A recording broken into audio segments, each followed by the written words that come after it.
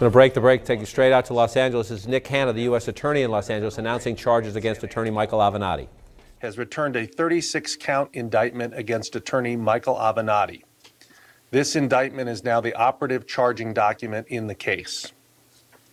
The indictment substantially broadens the criminal conduct that was charged in the criminal complaint that was unsealed on March 25th.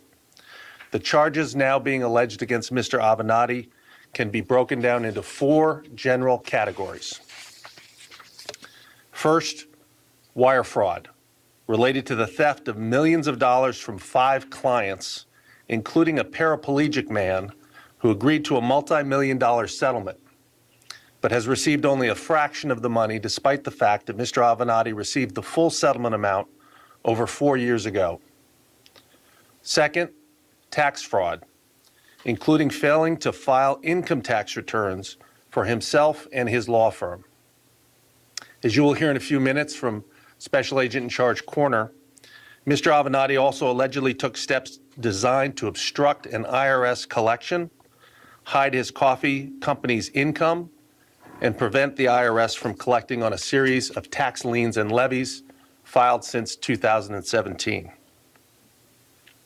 Third, bank fraud, including the allegations in the original complaint that Mr. Avenatti received 3 loans from a Mississippi bank based on applications supported by phony tax returns. And fourth, bankruptcy fraud. The indictment alleges that after his law firm was forced into bankruptcy over 2 years ago, Mr. Avenatti has repeatedly lied to the bankruptcy court, to the bankruptcy trustee, and to his creditors by failing to report income his bankrupt firm was receiving.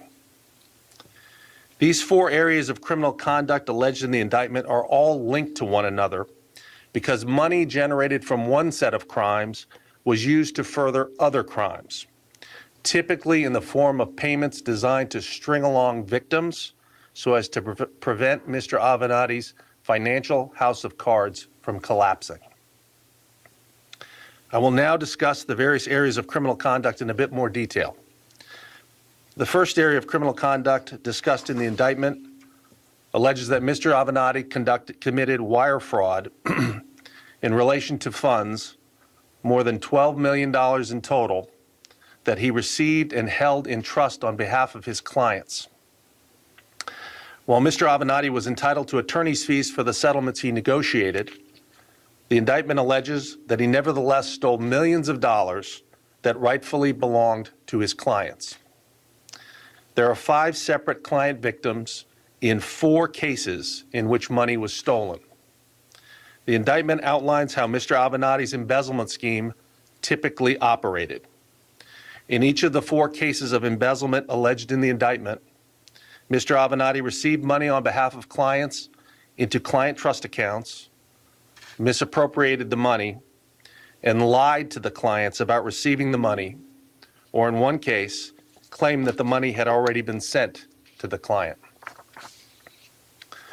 The first client victim detailed in the indictment filed a lawsuit alleging that the County of Los Angeles violated his constitutional rights and that he suffered severe emotional distress and severe physical injuries, including becoming a paraplegic. The victim, who is identified as Client 1 in the indictment, obtained a $4 million settlement, which the County of Los Angeles paid in January 2015 to a trust account controlled by Mr. Avenatti. But more than 4 years later, Client 1 is still waiting to receive his portion of the settlement. As it turns out, within months after receiving the settlement proceeds in early 2015, Mr. Avenatti had drained the entire $4 million payment from his trust account, using significant portions of these funds to finance his coffee business, his auto racing enterprise, and his own personal lifestyle. From July 2015 through last month, Mr. Avenatti made periodic payments of no more than $1,900 to Client 1 and paid his rent at various assisted living facilities, calling these expenditures, quote unquote, advances on the settlement. According to the indictment, Mr. Avenatti also undermined Client 1's efforts to buy a house for himself. Mr. Avenatti had assured Client 1 that he could use the money from the settlement to buy the property. But Mr. Avenatti later falsely told Client 1 that the settlement was not available because the county had not yet approved a trust for the disabled client. The house Client 1 wanted to buy fell out of escrow because the money already paid by the county had been pilfered by Mr. Avenatti.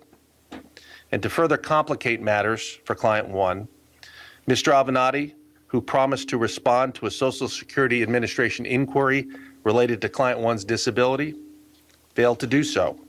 And 2 months ago, Client 1 lost his Social Security benefits.